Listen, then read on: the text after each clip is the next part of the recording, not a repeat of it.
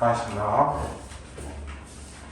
관례복합 첫 번째 나와 있는 작품은 송매인곡이라는 작품이 나오는데요. 송매인곡은 유명하고 많이 봤던 작품인데 꼼꼼하게 보지 않으면 틀리는 부분들이 좀 많습니다.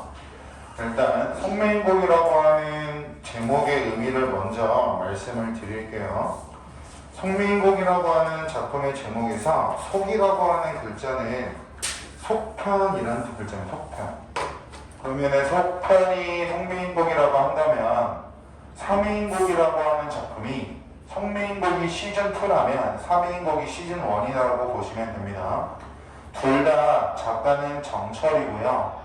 3인곡과 송매인곡의 공통점과 차이점을 간단히만 적어놨습니다. 일반적으로 고등학교에서 송매인곡이나 3인곡이 나오면 다른 작품이 보기로 활용되는 것이 일반적인데 혹시 모르니까 두 가지에 대해서 간단하게만 설명을 드릴게요. 공통점을 먼저 보시면 충신연주지사라고 나와 있는데 충신연주지사라고 하는 게 무슨 뜻이냐면 충성스러운 신하가 임금에 대해서 충성을 다하는 노래 또는 임금에 대한 사랑을 표현하는 노래를 충신연주지사라고 설명을 합니다. 두 번째, 주제가 나와 있는데 주제는 송매인곡이나 3인곡이나 임에 대한 간절한 그리움 또는 임에 대한 사랑이라고 공통적이기 때문에 말씀을 드린 거고요. 차이점은요, 일반적으로 칠판에 판서되어 있는 두 가지가 제일 많이 나오는데 첫 번째는요, 3인곡은 독백체입니다. 혼잣말. 화자가 혼잣말을 하면서 시상을 전개해 나가고 가사이기 때문에 이 글의 갈래가 가사라고 하는 갈래이기 때문에 우리 가사는 3단 구성을 취한다. 서사, 본사, 결사라고 하는 부분은 여러분들이 1월달부터 배웠으니까 알고 있는 부분이 될 겁니다. 그 중에 계절의 흐름이라고 말하고 있는 이 부분은요, 서사, 본사, 결사 중 본사에 나오는 부분이라고 보시면 크게 어려운 건 없으실 것 같습니다. 그래서 3인극의 시상전개 방식은 계절의 흐름 또는 시간의 변화, 반면에 우리가 지금부터 배우게 될 송매인곡은요, 대화체입니다. 대화체. 감녀라고 하는 여성과 을려라고 하는 사람이 서로 대화를 하면서 시가 전개가 될 텐데 이 감녀와 을려의 공통점은요, 화자의 역할을 수행하고요. 2번, 작가의 대리인의 역할을 하고 있다라고 하는 건 감녀와 을려의 공통점입니다. 그런데 감녀는요, 보조적 위치에 있는 화자라고 설명을 하고 송매인곡에 드러나는 주제나 작품의 정서를 파악하기 위해서는 을려라고 말하는 중심적 위치에 있는 화자를 파악하는 것이 가장 중요합니다. 그래서 여성이 여인 1, 여인 2라고 나오기도 하고 감녀, 을려라고 나오기도 하는데 감녀는 보조적 위치의 화자, 을려는 중심적 위치의 화자이기 때문에 을려가 작품의 주제나 분위기나 정서를 주도하는 역할을 할 거고 감녀는 내용을 전개하기 위해서 질문하고 위로하는 등의 역할만 수행을 할 겁니다. 그래서 감녀라고 해서 별로 중요한 인물이 아닌 것도 아니고 감녀와 을려의 역할과 기능을 구분해서 정확히 알고 계셔야 되고 특이한 부분이라고도 볼 수 있는데 작품의 시작과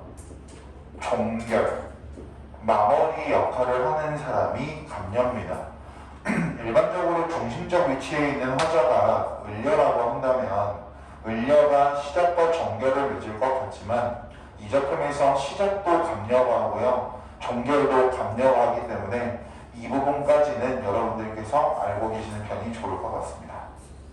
됐죠? 이 작품의 작가 보시면 이 작품의 작가는 정철이라는 작가인데요. 정철은 남자죠. 그런데 전라남도 창평이라고 하는 지역으로 유배를 당해요. 그래서 임금에 대한 자신의 마음을 표현하고 싶어서 관동별곡, 삼의인곡, 송매인곡과 같은 유명한 가사작품을 창작하기 시작하는데 정철이라고 하는 인물이 항상 작품 속에서는 여성, 화자로 형상화가 될 겁니다. 정철이라고 하는 사람은 남자인데 여성 화자로 형상화됐을 때 얻을 수 있는 효과가 있겠죠. 1번 감정 전달을 생생하게라고 하는 말보다 감정 전달을 효과적으로 할 수 있다가 더 맞겠네요. 남자가 정서를 표현하는 것보다 여자가 정서를 표현하는 것을 일반적으로 공감하기가 쉬울 테니까 여성 화자로 설정하고요. 2번은 한 번도 본 적이 없을 거예요. 이렇게 두 번째 거는요, 임금과 신하의 관계가 마치 남자와 여자의 관계와 유사하다라고 하는 특성 때문에 정철은 작품 속의 화자를 여자로 설정하고 있다라고 말하면 맞는 말인데, 이게 무슨 말이냐면 신하는요 항상 임금을 바라볼 겁니다. 신하가 모시고 있는 사람이 임금이니까 임금을 추종하겠죠. 또는 모시고 살아갈 겁니다. 신하는 임금을 추종한다. 신하는 임금을 모시고 살아간다.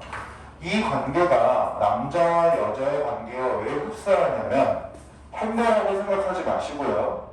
조선시대는 봉건주의 사회였어요. 그럼 봉건주의 사회라고 한다면 여성은 항상 남자를 위해서 희생하고 또는 남자를 우러러 바라보면서 살아야 했기 때문에 임금과 신하의 관계나 남자와 여자의 관계가 유사했다라고 생각을 해서 정철은 작품 속에 여성 화자를 수록해서 표현하고 있다라고 보시면 되고, 이러한 두 가지 효과 때문에 독자들에게 많은 공감을 얻을 수 있었겠죠. 왜 이 작품이 독자들에게 많은 공감을 주었는가까지 여러분들께서 알고 계시면 될 것 같습니다. 그렇죠? 서론이 좀 길었는데 저 정도는 알고 계셔야 되기 때문에 길게 말씀을 드렸고요. 빠르게 갈게요. 저기가는 저각시라고 나와 있는데, 저기가는에서 대라는 글자 앞에다가 적어 놓으시면 감녀 또는 여인 1이라고 해도 돼요. 첫 번째 작품의 시작을 감녀가 한다라고 했으니까 대화체에서는 누가 말하고 있는지 구분하셔야죠. 볼게요. 저기가는 저각시, 거기 나와 있는 저각시 동그라미 쳐보시면 여기서 말하는 저각시는 감녀가 바라보고 있는 사람이니까 을녀 또는 여인 2번이라고 할 수가 있겠죠. 저기가는 저각시 본 듯도 하구나. 천상배곡경을 천상배곡경 네모 쳐보시면 일단 크게 두 가지로 나눠서 보겠습니다. 몽천유라고 하는 작품에서 배곡경이라는 단서가 나왔는데, 천상배곡경을 간단하게 가볼게요. 천상계라고 하는 공간은 신선들이 살고 있는 공간을 천상계라고 할 거고요. 신선이 나온다라고 하면 도교적 신선 사상이 드러나고 있다는 문장에서 무조건 맞는 문장이 될 테니까 여기까지는 알고 계셔야 되고 두 번째, 정철이라고 하는 작가의 입장을 적용하면 조선의 한양이 되겠죠. 왜? 여기 누가 있는 공간이니까 임금이 계신 궁궐을 상징한다 라고 볼 수가 있겠죠. 어떤 사람은 이렇게도 봅니다. 틀린 말은 아니거든요. 화자가 과거에 만족했던 공간이었다라고 말해도 맞는 말이 되겠죠. 화자가 천상 대곡경에 있을 때는요, 임과 함께 했으니까 행복했겠죠. 행복했다라고 하는 게 화자가 과거에 만족했던 공간이다 라고 하는 말과 동일할 거고요. 이어서 가겠습니다. 천상 대곡경을 또는 임금이 계시는 궁궐을 어떻게 여기 밑줄 이별하고, 그럼 이별하고라고 하는 건 을녀가 처한 상황입니다. 갑녀가 처한 상황이 아니라 을녀가 처한 상황. 어찌하여 이별하고 해에 다 적은 날에 누구를 보러 가시는 것인가? 라고 여기까지가 갑녀의 질문이에요. 아까 말했죠? 질문하고 위로하는 등 작품의 시작과 종결 그리고 전개하는 역할까지 하는 게 갑녀라고 보시면 됩니다. 어와라고 나와 있으니까 어와 앞에는 이 작품의 중심 화자인 을려, 여인이라고 적으셔야죠. 너구나. 그럼 거기서 말하는 너라고 하는 사람은 갑녀가 될 거고 여인 1번이 되겠죠. 학교에서 갑녀라고 할지 여인 1번이라고 할지 몰라서 두 개를 전부 다 말씀드리고 있습니다. 너구나. 이내 사셜 들어보고 이내 사셜에서 내 사셜 가로쳐 보시면 내 사셜이라고 하는 걸 현대어로 풀이하면요, 내 사정 또는 내 이야기라는 뜻인데 이게 바로 본사의 내용이라고 보시면 돼요. 앞으로 을려가 하게 될 본사의 내용. 내 이야기 좀 들어보세요. 내 얼굴이 아직까지 을려니까 여기서 내는 을려가 되겠죠. 내 얼굴 이 거동이 님 괴양직 한가마는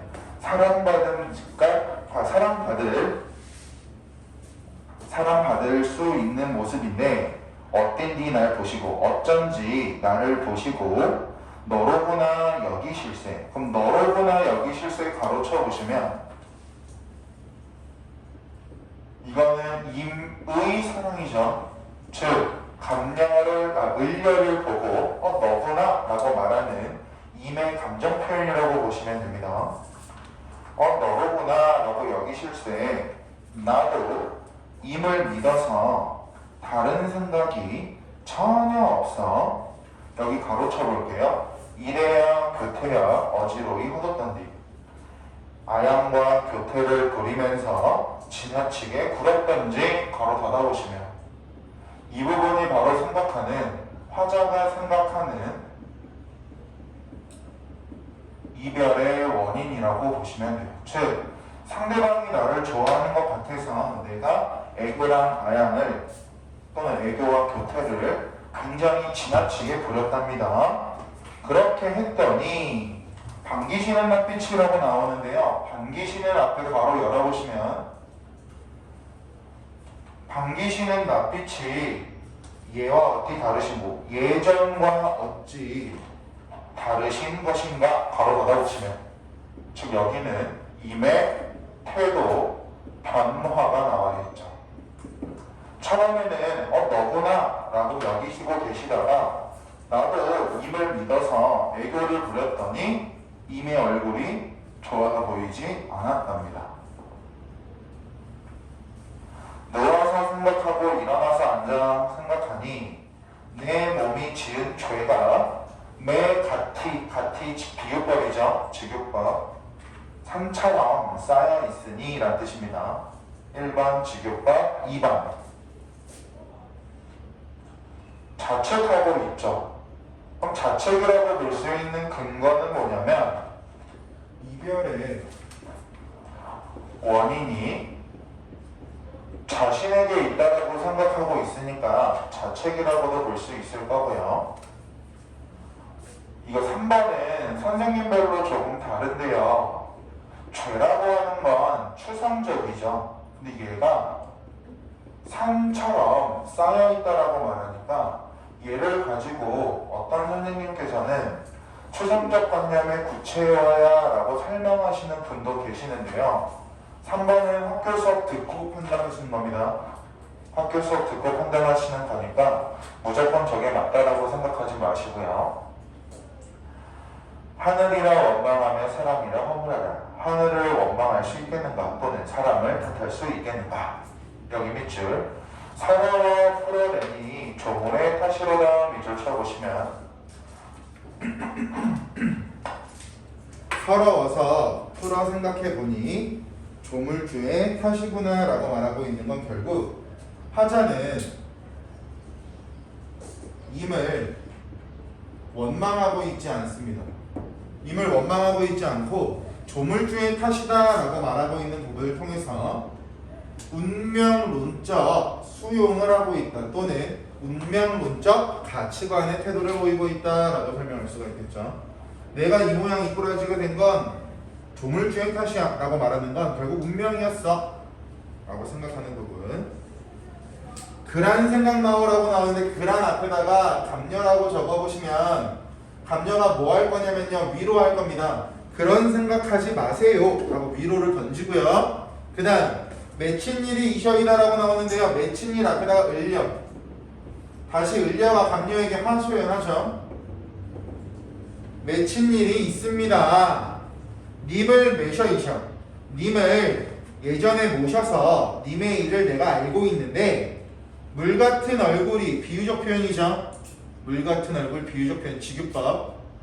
근데 여기서 물 같은 얼굴이라고 했을 때 물이라고 하는 건 연약하다, 순수하다 이렇게 해석하시면 됩니다. 연약하고 순수했던 얼굴이 편하실 적이 몇 날이고 편할 날이 몇 날일까? 춘한고열이라고 하는 건 봄의 꽃샘추위 그리고 여름에 엄청 더운 것을 말해요. 봄의 꽃샘추위와 여름에 엄청 더운 날씨는 어떻게 지내시며 추일동천 가을과 겨울의 하늘은 또는 가을과 겨울의 날씨는 누가 모시고 있는가? 죽조반 조석 아침 먹기 전에 일찍 먹는 죽은 내와 같이 세시는가? 예전과 같이 드시고 계시는가? 기나긴 밤의 잠은 어디 주무시고 계시는가? 까지 묶어보실까요? 어디부터 어디까지냐면 물 같은부터 방금 자신한 곳까지. 결국 여기는 임에 대한 걱정, 임에 대한 염려. 내가 과거에 임을 모셔본 적이 있는데 이미 이럴 때는 이런 어려움이 있었고 저럴 때는 저런 어려움이 있었는데 내가 임의 옆에 없으니까 이미 지금 어떻게 그것을 견디고 있는지 모르겠다. 잘하고 있는 거야? 라고 하는 걱정을 가지고 있대요. 이어서 가겠습니다. 님다의 소식 아직까지 계속 을려예요. 님 계신 곳의 소식을 알고자 하니 오늘도 거의 지났구나. 내일이나 사람이 올까. 여기서 말하는 사람은 임의 소식을 전달해 준 사람이 되겠죠. 오늘날로 따지면 우체국 아저씨와 같은 개념이 될 겁니다. 내 마음 둘 데 없다. 어디로 가자는 것인가. 잡거니 밀거니 높은 매에 올라가니 밑줄 쳐보실까요? 첫 번째 1번 왜? 여기서 말하는 이 매라고 하는 건 결국 임의 소식을 알고자 노력하는 하자의 모습을 알 수 있는 공간이 산이 되겠죠. 평지에 있으면 당연히 시야가 낮기 때문에 내가 바라보는 관점 자체가 낮아지기 때문에 높은 산에 올라가서 이미 계신 곳을 보면서 임의 소식을 알고자 하는 노력이 될 거고, 거기 나와 있는 것처럼 잡거니 밀거니 높은 산에 올라간다라고 하는 것 자체가 임과의 거리를 줄이고자 하는 화자의 노력이 나타난다라고 해도 맞는 문장이니까 같이 묶어서 알고 계시면 좋을 것 같고요. 이걸 왜 말씀을 드렸냐면 뒤에 가면 바다에 갈 거거든요. 바다도 마찬가지 여기 나와 있는 1번과 2번과 동일한 의미와 역할을 할 테니까 한번 제대로 정리해 놓으시면 뒤에도 좀 편하실 겁니다. 갈게요. 구름은커니와 구름세모. 기껏해서 산에 올라갔거니 구름도 있고요. 또 안개는 무사이고 안개세모. 그럼 결국 얘는요 장애물이 되겠죠? 근데 만약에 정철이라고 하는 관점을 적용시킨다면요 임금과 신하의 관계가 나와야 되니까 얘는 간신이 될 수도 있고요. 중간고사 시험 범위에 나왔던 천말부운하고 동일한 개념이라고 보시면 되겠죠. 산천이 어둡거니, 산천이 어둡거니 세모 쳐볼까요? 산천이 어둡다라고 하는 건 온 세상이 어둡다라고 하는 거니까 결국 부정적인 상황을 나타낸다라고 말해도 특이사항 없을 거고요. 어둡다라고 하는 검정색 이미지는 부정적이니까. 산천이 어둡거니 1월을 어디 보며 1월은 동그라미 쳐보시면 조선시대에 쓰인 작품들 중에서 하늘에 떠있는 모든 것들은 임금을 상징한다라고 했으니까 1월이라고 하는 것도 임금이나 임을 상징한다? 특이사항 없으실 거고요. 1월을 어찌 보며 지척, 거리를 모르는데 가까운 것도 모르는데 천리를 바라보랴. 천리를 바라볼 수 있겠는가? 없다라고 하는 서리적 표현이 되겠죠.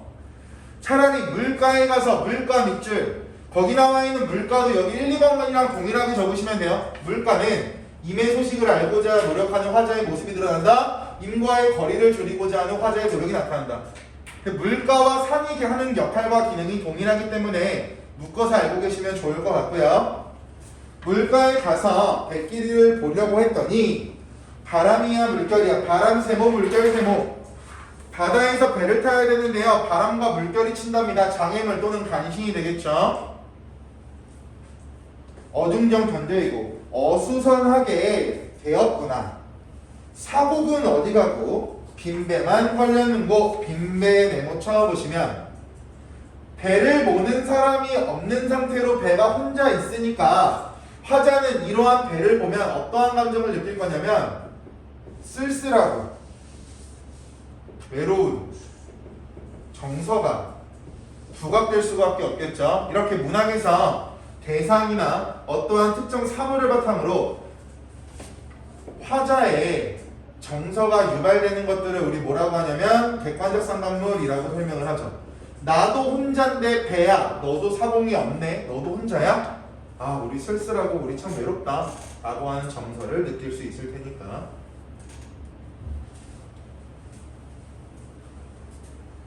당천에 혼자 서서 지는 해를 굽어보니까 임다의 소식이 임 계신 곳의 소식이 더욱 아득하구나.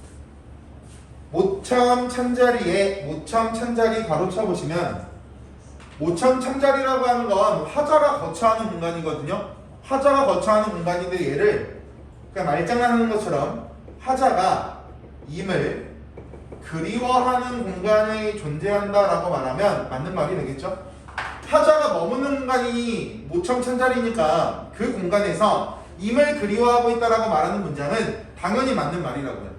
말을 아다르고 어다르게 바꿨다라고 해서 틀린 문장이 아니니까 확인하시고 모천 찬자리에 밤중이 돼서 돌아오니 그러면 밤중이 돼서 돌아온 이유는요 하루 종일 산 올라갔다가요 내려오고 바다 갔다가 돌아왔으니까 아침에 나갔다가 밤에 돌아왔다라고 하는 건 추론할 수 있겠죠. 나와 있진 않지만 반벽청등은 반벽청등 네모 쳐보실까요? 그거는 아래다가 확인이라고 적어보세요. 확인. 그것도 어떤 학교에서는 아까 빈배랑 동일하게요 객관적 상관물로 보는 경우가 있어요. 반벽청등이 무슨 뜻이냐면요 벽 한가운데 걸려있는 등불이란 뜻인데 여러분들이 보고 있는 칠판이 벽이라고 가정을 하고요 이 벽에 아무것도 없는데 등불 하나만 딱 달려있다라고 생각해보세요. 그럼 내가 하루 종일 고생하고 집에 들어와도 벽을 봤더니 그 벽마저도 넓은 공간에 등불이 하나밖에 없으니까 화자는 그걸 보고 쓸쓸하고 외로움을 느낀다라고 해서 반벽청등이라고 하는 이 부분도 객관적 상관물이라고 보는 경우가 있는데 학교쌤별로 달라서 확인을 하셔야 됩니다. 확인. 반벽청등은 누굴 위해 밝았는가? 오르며 내리 여기 앞에 가로 열어보세요. 오르며 내리며 해 뜨며 바자니니 가로 닫아보시면 하루에 화자가 경험한 하루의 일과를 요약해서 제시하고 있는 부분이 되겠죠. 산도 갔고요, 바다도 갔는데 한 행으로 끝내고 있으니까 화자의 하루의 일과를 요약 제시하고 있다라고 할 수도 있을 거고요. 임의 소식을 알 수 없어서 방황하는 모습이 드러난다라고 해도 맞는 말이거든요. 알고 계시면 좋을 것 같아서 바다도 가고 산에도 갔으면 내용이 좀 길게 빠져야 될 텐데 짧게 해결하면서 요약해 제시하면서 임의 소식을 알 수 없어서 방황하고 있는 화자의 모습을 드러내고 있는 부분 이어서 볼게요. 적은 답 잠깐 동안 역진 기운이 다해서 풋잠을 잠깐 드니 정성이 지극해서 꿈의 님을 보니 꿈 네모 치셔야죠. 문학작품에서 꿈이 나오면 꿈의 역할과 기능은 굉장히 중요할 겁니다. 1번 여기서 말하는 꿈이라고 하는 건 화자가 임을 만날 수 있는 매개체의 역할을 할 거야.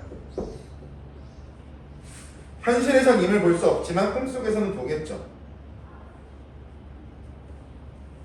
2번 일시적 갈등의 해소 역할을 하지 실질적으로 완전한 갈등이 해소되지 않을 겁니다. 그 이유는 가상의 만남이지 실제로 만나고 있는 것이 아니니까요. 일시적 갈등 해소라고 하는 키워드 알고 계시면 좋을 것 같습니다. 정성이 지극해서 꿈에서 님을 보니까 옷 같은 얼굴 가로쳐 볼까요? 옷 같은 얼굴이라고 했으니까 1번 비유적 표현. 왜? 뭐뭐처럼 뭐뭐같이 뭐뭐있냐 뭐뭐듯이 지급번 나왔으니까요. 2번 화자의 얼굴이 옥처럼 아름다웠을 때는 화자가 임과 함께 했을 때가 되겠죠. 내가 임과 함께 했을 때는 옥 같았던 얼굴이 밑줄 반이나마 늙으셔라.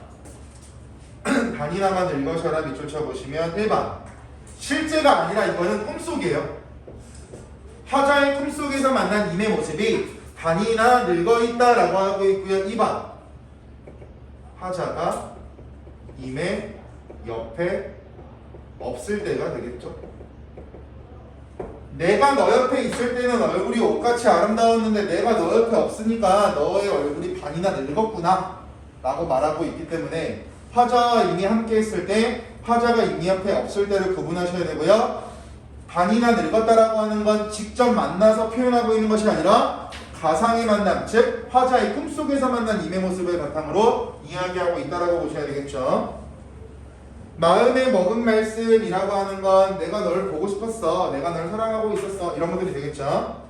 실카자는 살자하니 실컷 말하고자 하였더니 눈물이 달아나니 눈물이 연달아 나니 말씀은 어떻게 하면 정을 못 다하야 모기조차 메어오니 5년 된 개성 세모 쳐보세요. 자면서 꿈속에서 임을 만나고 있는데 당정 맞은 다구름 소리가 화자의 잠을 깨웠답니다. 그럼 여기서 말하는 5년 된 개성은 장애물이 되겠죠. 임과의 만남을 방해하는 장애물. 어와 허사로다 밑줄 쳐보시면 안타까움 또는 뭐 허탈감 이러한 정서를 느낄 수 있겠죠. 이 님이 어디 간고 결애라고 나와 있는데 그 결이라고 하는 두 글자 앞에다가 잠이라고 하는 글자를 채워놓으면 해석하기가 쉬워요. 잠결에 일어나서 앉아서 창문을 열고 바라보니까 밑줄 어여쁜 그림자가 나를 쫓을 뿐이구나. 여기서 말하는 어여쁜이라고 하는 건 조선시대 때 불쌍한 가엾은이라는 뜻이었죠. 가엾은 그림자가 나를 쫓을 뿐이다라고 말하니까 결국 여기도 화자는 쓸쓸함을 느끼고 있을 거고요. 화자는 외로움을 느끼고 있을 겁니다. 그리고 확인해야 되는 게 있어요. 그림자가 불쌍하다라고 설명을 하고 있는데 화자가 바라보고 있는 그림자는 자기의 그림자가 될 겁니다. 자기 자신 보고 불쌍하다라고 말하기 때문에 이 부분은 화자의 정서를 드러낸 거야 라고 설명하는 분들이 계시고요. 어떤 분은 그림자는 정서를 느낄 수가 없는데 정서를 느낀다라고 표현하고 있으니까 여기서의 불쌍하다라고 하는 건 화자 자기의 정서가 이입된 거야 라고 해서 감정이입이라고 보는 분도 계세요. 이것도 마찬가지 학교별로 다르기 때문에 확인이 필요한 부분 이어서 볼게요. 차라리 시어디어 차라리 죽어서라도 나걸이나 되어 있어. 나걸 네모 쳐 놓으셔야죠. 중요한 단어. 나걸은 지는 달을 말해요. 하늘에 떠 있는 달. 나걸이나 되어서 님 계신 창 안에 반드시 비추고 싶다. 여기 밑줄 반드시 비추리라. 그럼 반드시 비추리라라고 하는 건 이거야. 죽어서도 님과 함께 하고 싶은 화자의 마음이라고 볼 수 있을 거고, 얘는요 삼위인국과 공통점입니다. 삼위인국이나 속리인국이나 현실 속에서 만나지 못하더라도 죽어서도 나는 너만 바라볼 거야 라고 하는 일편단심의 태도를 드러내고 있다. 얘도 마찬가지 삼위인국의 공통점이 되니까 정리를 하고 가셔야 되고요. 이어서 갈게요. 각신님이라는 글자 앞에 감녀라고 적어보세요. 왜? 작품의 종결은 감녀한다라고 했습니다. 각신님 앞에 종결. 각신님 달은커녕 달보다는 구준비나 내줘서 구준비 네모 쳐보시면 구준비라고 하는 건 소나기처럼 비가 엄청 내리는 걸 소나기라고 하거든요. 그러면 을려는 나벌이 되고 싶어 하고요. 감녀는 을려에게 야, 너 구준비가 되는 게 좋을 것 같아 라고 제안하면서 끝나요. 그럼 차이점이 있겠죠. 구준비는요 억수로 내리는 비기 때문에 임의 옷을 적게 만들고 임과 거리가 가까울 겁니다. 그리고 비 맞으면은 빗물이 우리 옷에 젖어 있잖아요. 반면에 나벌이라고 하는 건 임과의 거리가 멀리서 비추는 달빛이니까 멀 겁니다. 이 부분 때문에 나벌을 소극적 애정관이라고 설명하고요. 상대적으로 구준비는 임과의 거리가 가깝기 때문에 적극적 애정관이 드러난다라고 설명을 해요.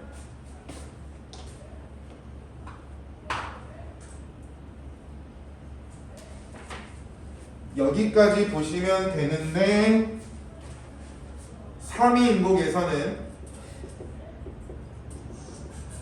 범나비가 되고 싶다라고 이야기를 합니다.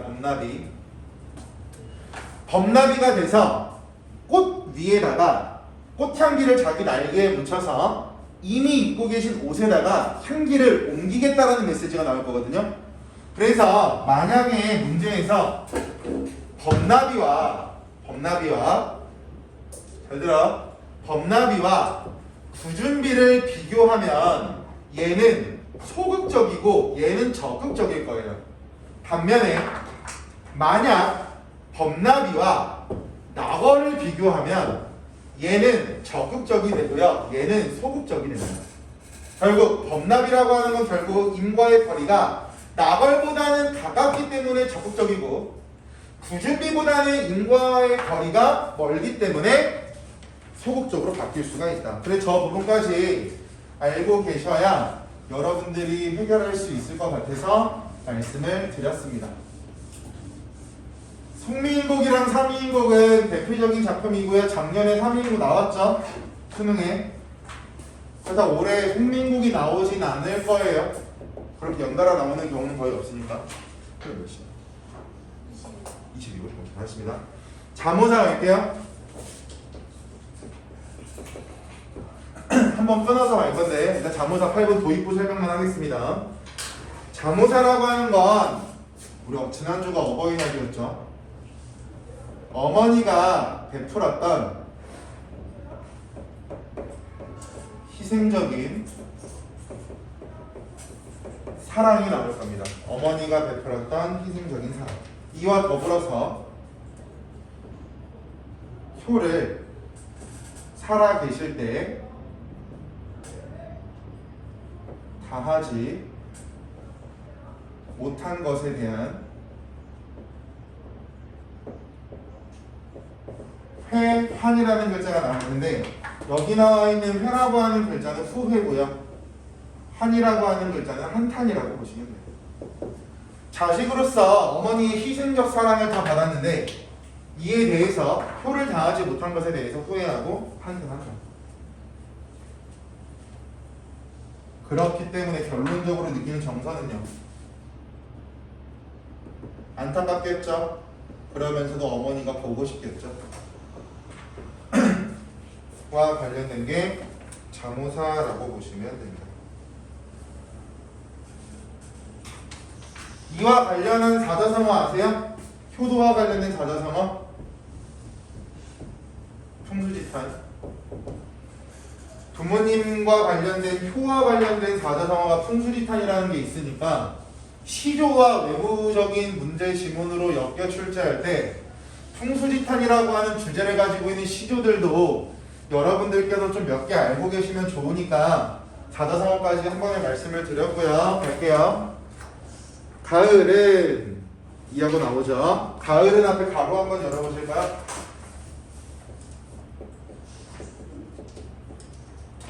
가을은 그 가을이 바람 불고 잎 드는데 잎이 든다라고 하는 건 잎이 떨어진다라고 보시면 되고요. 바로 받아볼게요. 변함없는 자연의 모습. 즉 가을이라고 하는 계절은 변화가 없는데 가신님은 동그라미 치셔야죠. 여기서 단순하게 어디를 갔다라고 보시면 안 되고요. 돌아가신 어머님이요. 즉 어머니가 죽었다. 이건 아까 도입부에서 말씀드렸던 거죠. 돌아가신 어머님은 어이하여 어찌해서 밑줄 돌아오실 줄 모르는가. 그리움, 슬픔이 되겠죠. 그러면 첫 번째 줄은요 자연이 나왔고요. 두 번째 줄 인간이 나왔죠. 그럼 결국 자연과 인간의 모습을 지금 뭐하고 있다? 대조하고 있다. 자연의 불변성, 인간의 유한성도 되겠죠. 자연의 불변성, 인간의 유한성.